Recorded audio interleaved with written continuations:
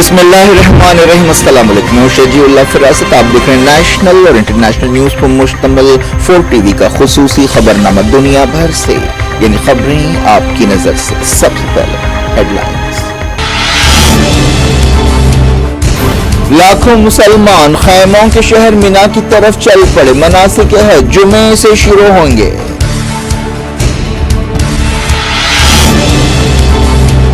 Gaza में Israeli बमबारी तेज। रफा के मगरबी इलाकों में इसराइली टैंक्स घुस पड़े। सेफ जोन्स को भी निशाना बनाया जा रहा है। कई खानदान फरार।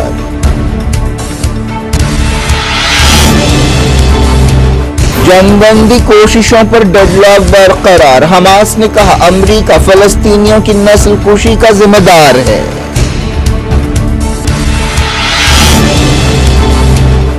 इटली G7 समिट की मेजबानी के लिए तैयार। मोदी समेत आलमी लीडर्स की अहम मीटिंग। गाजा और यूक्रेन अहम मसाइल। बहरीन में इसराइल अरब फौजी जनरल्स की खुफिया मीटिंग। सिक्योरिटी ताउन पर गौर किया गया।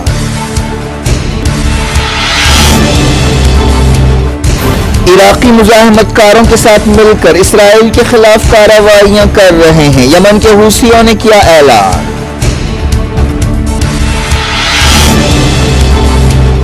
कोब आग सानहे में जुमला 42 इंडियंस हलाक। 24 का केरला से ताल्लुक। रियासती हुकूमत ने 10 लाख रुपए एक्स ग्रेशिया का किया ऐलान। मोदी ने कश्मीर की सिक्योरिटी सूरत हाल का लिया जायजा। अजीत डोवाल एक बार फिर नेशनल सिक्योरिटी एडवाइजर मुकर्रर।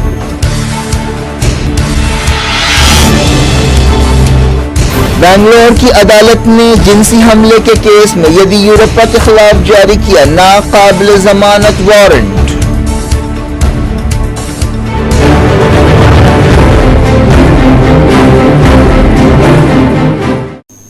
हेडलाइंस आपने देखी। खबरों की तफसील की तरफ आपको लिए चलते हैं। इसराइली टैंकों ने गाजा में जमीन, हवा और समंदर से बमबारी तेज कर दी है। चारशंबे की रात अब तक की भयानक बमबारियों में से एक बमबारी की गई। रफा के मगरबी इलाके में इसराइली टैंक्स घुस पड़े, जिसकी वजह से कई खानदान अपने घरों और टेंट से फरार हो गए। मकामी लोगों ने बताया कि साहिल के करीब रफा के अलमवासी इलाके की तरफ इसराइली फौज की ज्यादा तवज्जो रही, हालांकि इसे महफूज इलाका करार दिया गया था।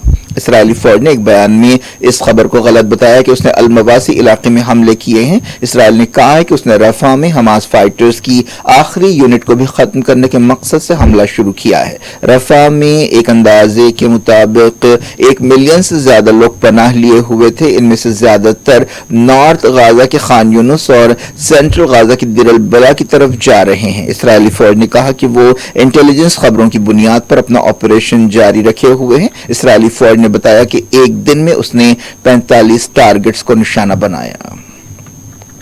अमरीकी सदर जो बाइडेन G7 इत्तेहादियों के साथ सीज फायर के बारे में बातचीत कर रहे हैं। वो चाहते हैं कि हमास इसराइल की तरफ से पेश की गई तजवीज को कबूल करे। व्हाइट हाउस के national security adviser Jake Sullivan ने यह बात बताई। इटली में G7 लीडर्स की मीटिंग के मौके पर मीडिया से बातचीत करते हुए जैक सुलिवान ने कहा कि दुनिया को चाहिए कि वो हमास की इस बात के लिए हौसला अफजाई करे कि वो तजवीज को कबूल करे और डेडलॉक को तोड़े। जैक सुलिवान ने कहा कि अमरीका 8 महीने से जारी सीज फायर की तजवीज पर अमल कराने का ख्वाहिशमंद है। नवंबर में 1 हफ्ते की मुख्तसर जंगबंदी को छोड़कर अब तक लड़ाई रोकने की तमाम कोशिशें नाकाम साबित हुई हैं। जैक सुलिवान ने कहा कि हमास ने बाज़ तब्दीलियों के साथ अपना जवाब भेजा है। इनमें से बाज़ तब्दीलियों पर काम हो सकता है और बाज़ नाकाबिले अमल हैं।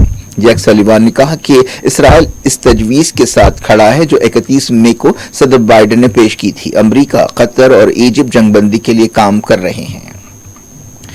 इटली की वज़ीर-ए-आज़म जॉर्जिया मेलोनी ने G7 समिट के मौके पर दुनिया के 7 अमीर मुल्कों के लीडर्स और दूसरों का इस्तकबाल किया। Canada, France, Germany, Italy, Japan, बरतानिया और अमरीका गाजा जंग, यूक्रेन जंग और दूसरे मसाइल पर बातचीत कर रहे हैं। अफ्रीका और इंडो पैसिफिक इलाके के बाज़ लीडर्स भी G7 मुल्कों की मीटिंग में हिस्सा ले रहे हैं, जिनमें वज़ीर-ए-आज़म नरेंद्र मोदी भी शामिल है। इस मीटिंग में तरक्की पजीर मुल्कों के साथ मौशी ताउन के बारे में गौर होगा। अमरीकी सदर जो बाइडेन ने G7 मीटिंग के मौके पर यूक्रेन के सदर वोलोडिमिर ज़ेलेंस्की से मुलाकात की। उन्होंने यूक्रेन की फौजी मदद के बारे में बातचीत की। यूक्रेन जंग शुरू होने के बाद से पिछले 2.5 साल से अमेरिका मुसलसल यूक्रेन की फौजी मदद कर रहा है। हाल ही में यूक्रेन की मदद के लिए अमेरिकी कांग्रेस ने एक बिल पास किया था। ज़ेलेंस्की ने इस मौके पर कहा कि वो उम्मीद कर रहे हैं कि G7 समिट में अहम फैसले लिए जाएंगे और वो जापान और अमेरिका के साथ सिक्योरिटी समझौतों पर दस्तखत करेंगे।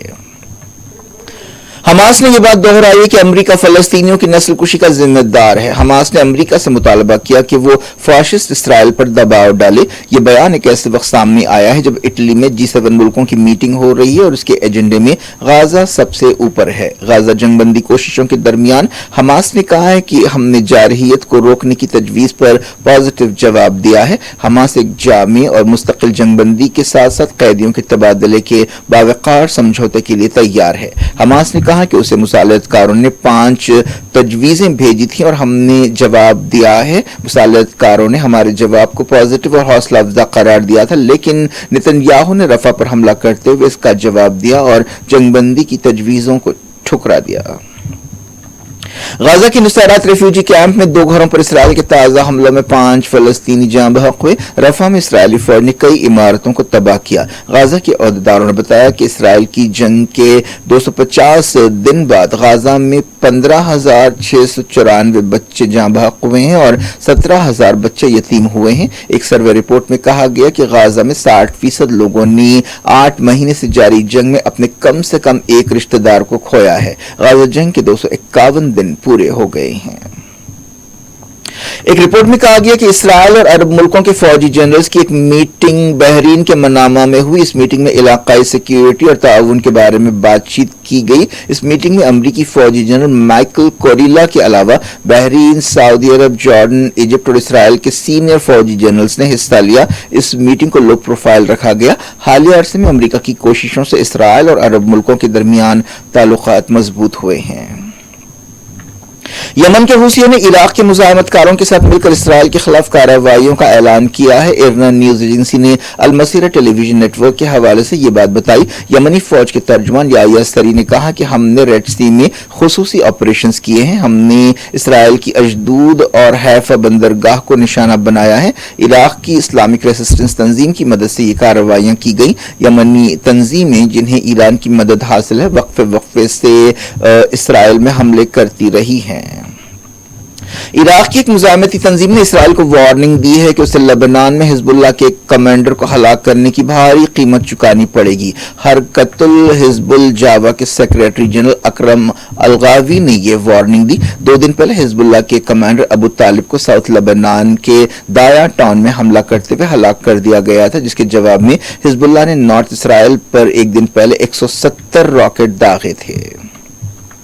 ईरान ने कहा कि सहयूनियों को मिडल ईस्ट का इस्तेहकाम बिगाड़ने नहीं दिया जाएगा। ईरान के कारगुजार वज़ीर खारिजा अली बाकरी कनी ने इराक में ये बात कही। उन्होंने कहा कि सहयूनी मिडल ईस्ट की सिक्योरिटी और इस्तेहकाम बिगाड़ना चाहते हैं। इस मौके पर ईरानी वज़ीर ने कहा कि ईरान और इराक मिडल ईस्ट में सिक्योरिटी के 2 बड़े पिलर्स हैं। सऊदी क्राउन प्रिंस मोहम्मद बिन सलमान ने जद्दा में यूक्रेन के सदर वोलोडिमिर ज़ेलेंस्की से मुलाकात की। मीटिंग के दौरान सऊदी अरब और यूक्रेन के आपसी ताल्लुकात और यूक्रेन रशिया जंग के बारे में बातचीत की गई।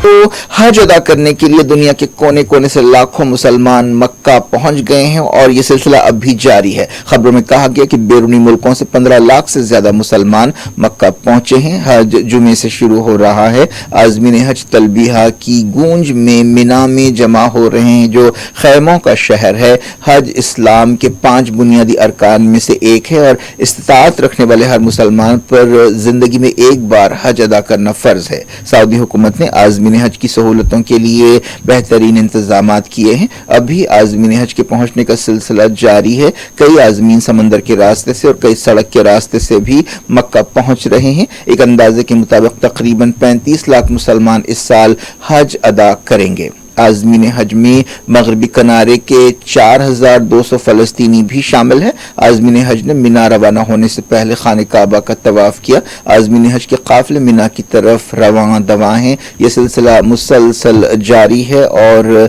जुमे की सुबह तक यह सिलसिला जारी रहेगा।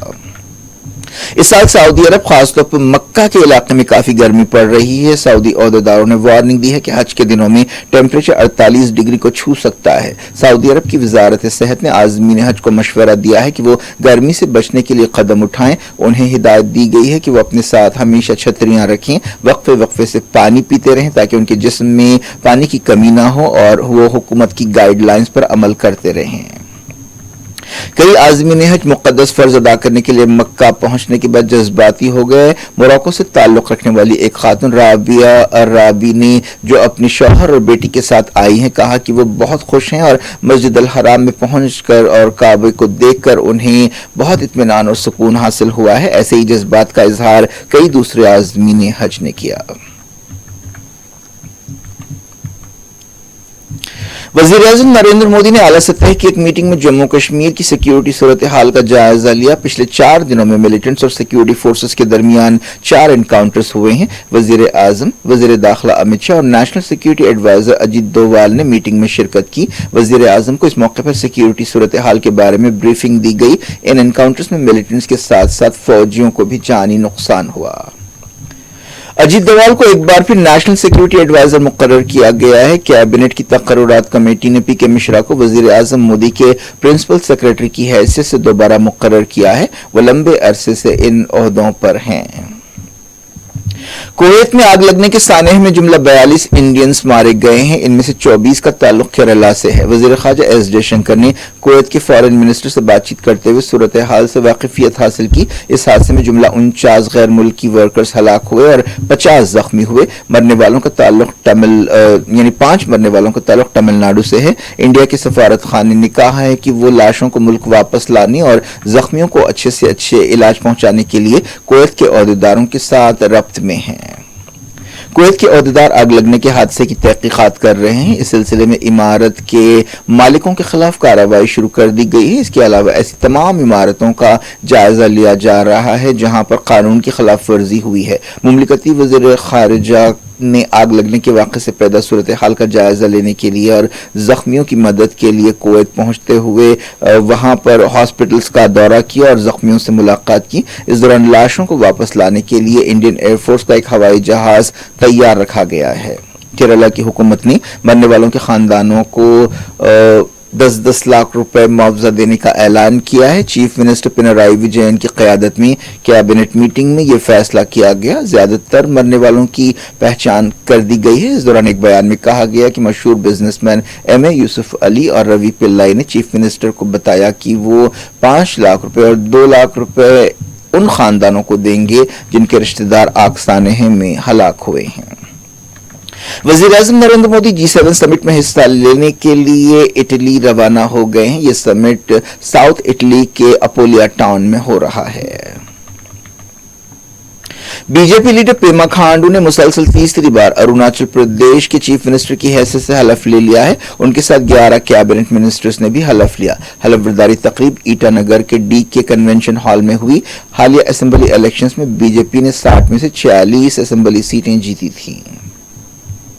बेंगलुरु की एक अदालत ने साबिक chief minister Karnataka BS Yediyurappa के खिलाफ नाकाबिल जमानत गिरफ्तारी वारंट जारी किया है। यह वारंट पॉक्सको के एक केस में जारी किया गया। एक 17 साल लड़की की मां की शिकायत पर उनके खिलाफ FIR दर्ज की गई थी। इस औरत ने इल्जाम लगाया है कि पिछले साल फरवरी में येदियुरप्पा ने घर पर मुलाकात के दौरान उनकी बेटी पर जिनसी हमला किया था। नागपुर के करीब बारूद की एक फैक्ट्री में धमाके से 6 वर्कर्स हलाक हो गए। मरने वालों में 5 औरतें हैं। इसके अलावा 9 लोग जख्मी हुए। जख्मियों को हॉस्पिटल में शरीक किया गया है। हुकूमत ने फौरी तहकीकात का हुक्म दिया है। क्या कुछ हो रहा है आपकी दुनिया में? आखिर में हेडलाइंस दुनिया भर से एक बार फिर देखते हैं। लाखों मुसलमान खैमों के शहर मिना की तरफ चल पड़े। मनासिक हज जुमे से शुरू होंगे।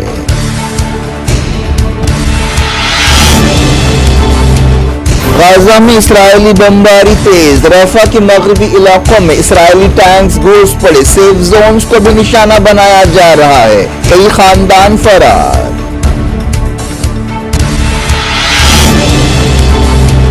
जंगबंदी कोशिशों पर डेडलॉक बरकरार। हमास ने कहा अमेरिका फलस्तीनियों की नस्ल कुशी का जिम्मेदार है।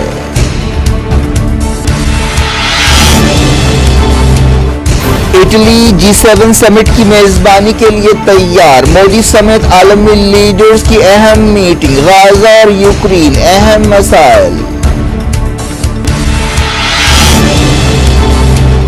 بحرین میں اسرائیل عرب فوجی جنرلز کی خفیہ میٹنگ، سیکیورٹی تعاون پر غور کیا گیا۔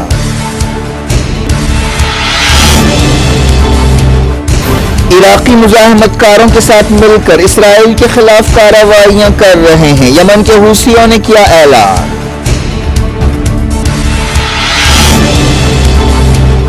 کویت آگ سانحے میں جملہ 42 انڈینز ہلاک، 24 کا کیرالہ سے تعلق، ریاستی حکومت نے 10 لاکھ روپے ایکس گریشیا کا کیا اعلان۔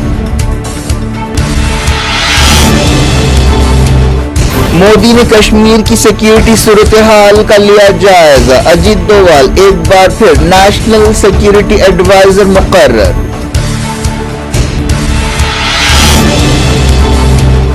بنگلور کی عدالت نے جنسی حملے کے کیس میں یدیورپا کے خلاف جاری کیا ناقابل ضمانت وارنٹ۔